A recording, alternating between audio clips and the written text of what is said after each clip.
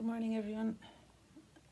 I wanted to do this short video to explain just a little kind of exercise I like to try out to explain the edges of things after you've started with something kind of wild, to be able to go back into a little bit more detail then, and try and explain the edges. So we may be interrupted now, it's morning time and I can hear movement upstairs, but I just wanted to get something, on the video before I meet you this evening.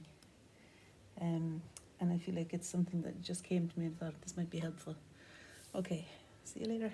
Well, I'll see you later. You can hear me now though. Okay, so I've found this bit of a painting that I had caught up really in my folder there. I was looking for something green and I actually just painted a bit more green over it in order to make it read as the geranium leaves there. So what I'm seeing, and I'll take a photo from my vantage point again so that you can see what I'm seeing as I'm painting. Sorry, might bring you closer to my painting in that case. I'll take a photo so that if you did want to refer to the photo as you're looking at the video, that you could, because really what it is that I'm going to try and explain the shape of the spaces between the leaves as a way of identifying their position. So I'm using this is Wedgwood acrylic, System 3 acrylic, and it's a lovely colour actually if you wanted to splash out in another colour. I use it sometimes in landscapes as well for the sky. And I'm just using it instead of white for the background because it's not so white in the background really, it's kind of more of a greyish colour.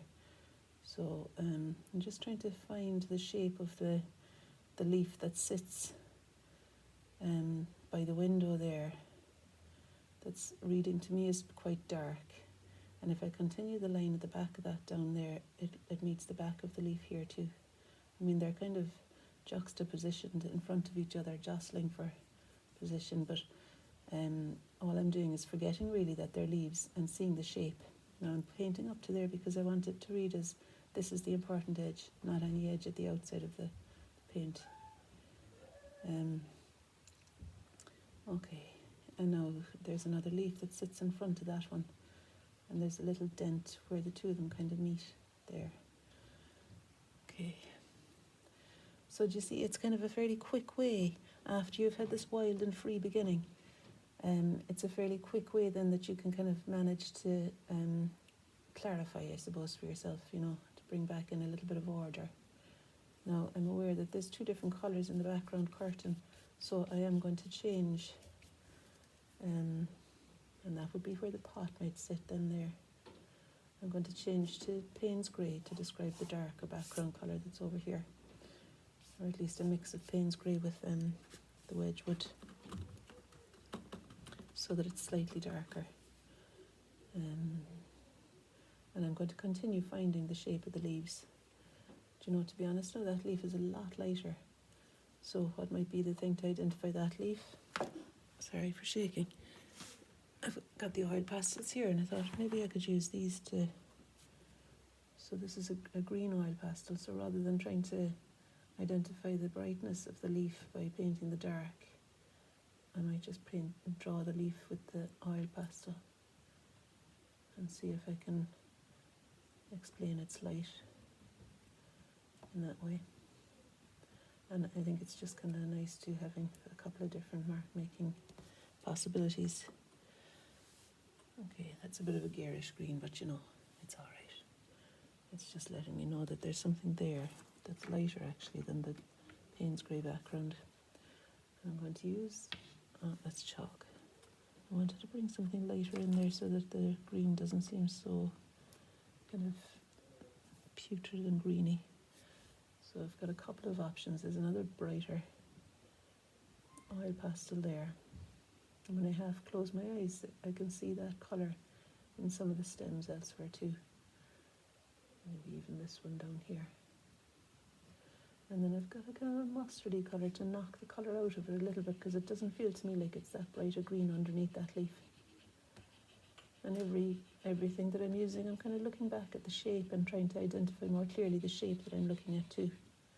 And just to kind of make it work with this one, I'm going to put a little bit of that colour into this leaf as well, where I see it on the underside of that leaf. Maybe a little bit under here as well. So my job, as I see it here, is not to create a botanical illustration of these leaves, but to identify their shape and the space that they occupy, and to identify too the contrast between these leaves and the shape, the contrast in tone between the leaves and the background. So here the leaf is darker than the background. Here the leaf is lighter than the background. Well, I say that as though it's clear cut.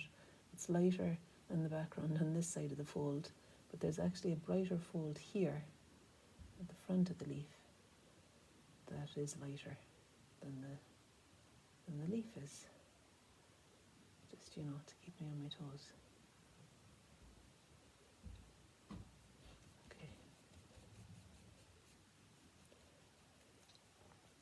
And of course underneath it then will be a little bit lighter there too. So the continuous line in the background, I think, too, helps to show the overlapping leaf. The leaf overlapping the curtains, overlapping the folds. And actually all of that shape kind of joins up there. If you are seeing the photograph, you'll recognise that it's not completely accurate either. But there's always, with acrylic, the potential of drawing over as well. So for example, to describe, let me just get another bit of ink. To describe anything, you know what?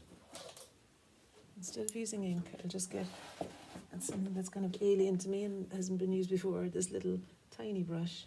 And I'm going to dip that into the Payne's grey and make a kind of a fluid consistency with the Payne's grey and water. And this thin brush, it's fluid enough that it'll make a fairly thin line, I think. And I'm going to just help myself, instead of drawing with a stick and ink, and I want to extend this leaf, you see, that was the reasoning behind it. I recognised that this leaf wasn't far over enough. So even that's enough, really. I'm just kind of carrying it on. So that the joy of acrylic is that you can do this, you can adjust edges all the time, because underneath it dries, or, you know, and so you can work over it as though you're starting fresh. And what's the other thing that's good about acrylic? Yeah, it's mainly that you can adjust the edges all the time. And you can create surfaces that are exciting to you as well. Right, so that's that. I'm going to continue explaining. I keep finding hairs. I don't know if any of you are like this, but my hair, a fair amount of my hair seems to be falling out these days. I think I'm almost worried to talk about it in case I jinx it. Maybe it's just, you know, it's been a while now since I had menopause, but maybe it's a kind of throwback to that didn't quite complete the menopause or something. I don't know. Anyway, you don't need to know all that, do you? I hope you can actually hear, or maybe I hope you can't. But I hope you could hear the instructions I was wanting to pass on. Okay, so there's a shape of, there's a triangle between the stems, and yeah, that's darker there now. So there's a darker bit of curtain that sits behind. I was a bit annoyed there because I hadn't mixed it properly, so there's some blue and grey together coming out. I want it to be clean, opaque colour that's in the background. If you saw Loan's painting of the quince, she had the contrast of the clarity in the quince and the leaves against the more chaotic background. And what I'm doing here is finding a bit of clarity in the background against the chaos of the leaves and things, you know. So here's Erin now on her way down. Hi.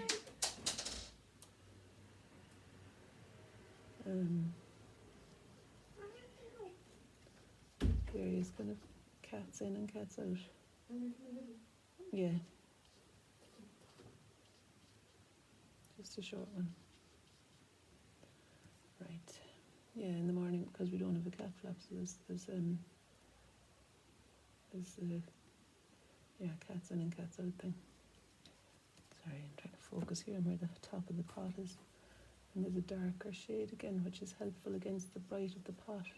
It's extra dark, so I think it reads as more Payne's grey all on its own. I'll just be a couple of more minutes there. I'm going to move to the smaller brush now.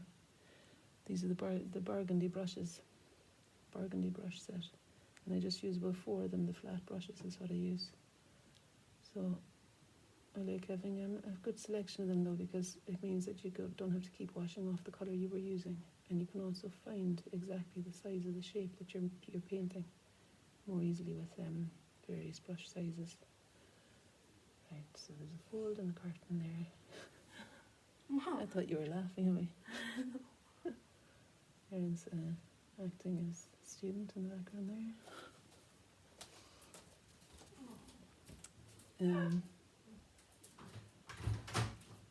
Yeah, I don't know why that's so dark. I suppose it is dark up there too a little bit. But this is the thing to notice, that I reckon the finding the relationship between the foreground and background tones, and like as with this leaf, even along one leaf, you'll notice that there's the background is darker than the leaf here, and then as soon as we get a bit further over, it changes to being lighter than the background. That's wrong. The background is darker than the leaf, and yeah, the background is lighter than the leaf as we get further over. So that's something that's kind of exciting in a painting. I think it makes it a bit more appealing to look at somehow. And there's that kind of dance between tones at the edge of things. So that's probably all I want to say now. It's start to get trigger happy, and I want to go and get the shopping rather than carry on indefinitely here. But you see the idea. And the thing about these brushes too, I mean, I'm not showing it off so much here, but the thing about this brush is if you want to get a really clean edge, so say for example here, if I wanted to clarify the dark of the dark of the stem, there's a dark stem here, the dark stem there, and I know that it's not actually dark on the thing, so I'll just draw in the dark of the stem. So that's one way you could do it, just draw it in. But I also wanted to show you how you could emphasize the dark of the stem by painting the light beside it, and using these brushes in such a way that it really helps you to chisel out. So I've cleaned the brush fairly well. Just going to wash the paint off it. So that what you want really is to have a nice flat edge to it, so that you're almost shoveling up the paint. So I've got the paint fairly flat on the palette. I'm going to push the brush over and get a ridge. I'm not very happy with this brush. It's been too well used. Do you see how it's splayed at the edge? I don't want that. So I'm going to get myself a newer one. And it's probably no harm. I've got a significantly smaller. There's Maisie chasing Mark at midnight. It's significantly smaller, but it's no harm because it's a small space I'm painting. So I'm going to scoop up the. See how you can scoop up the paint. I don't know if you can see it right there now on the edge, and then I'm going to turn it over like that and paint it on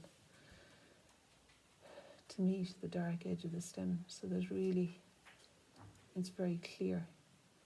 And the thicker the paint is there, the more effective it is to describe the light. Is that Maisie chasing midnight? I'm just going to pick up a little bit more and do the same thing on the other side. She's gone upstairs, I think. And there's some pulling paint along, so there's enough paint accumulated on the tip of the brush that I can go the full length, because you really want to gather up enough paint to describe the part that you've just taken the trouble of looking at and noticing the position of it. You know, you don't want to be having to look. What you want is to honour the moment of noticing and really gather in what you've seen and be able to paint it down swiftly and clearly. So that's why I'm recommending that you get a good lot of paint on the brush, in order that you don't have to keep going back to the palette and losing your concentration. Okay. Maybe just do a final one there now on that side. Sometimes I pull the paint back to fill it when I know that I need a lot of it. I'm just doing the other stem that's there.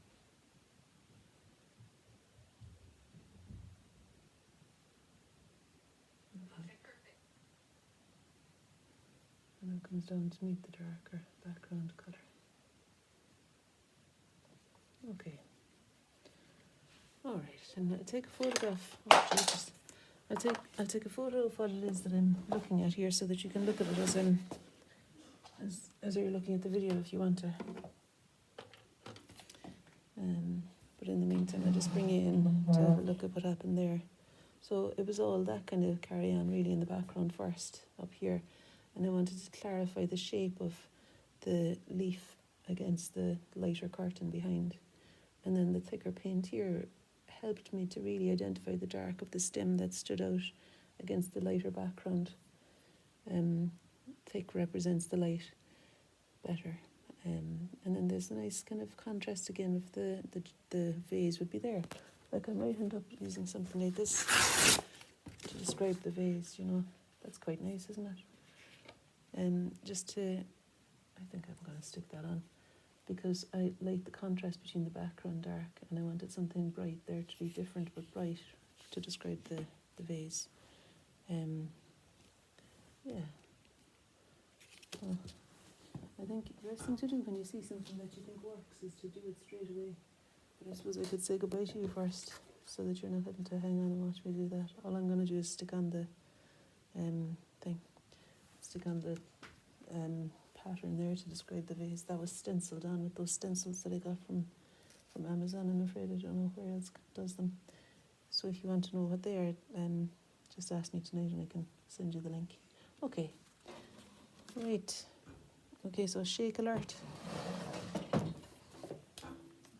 Shake and fall over alert. Oh God. Okay, so thanks very much for being here, and I'll see you this evening. All right, all the best.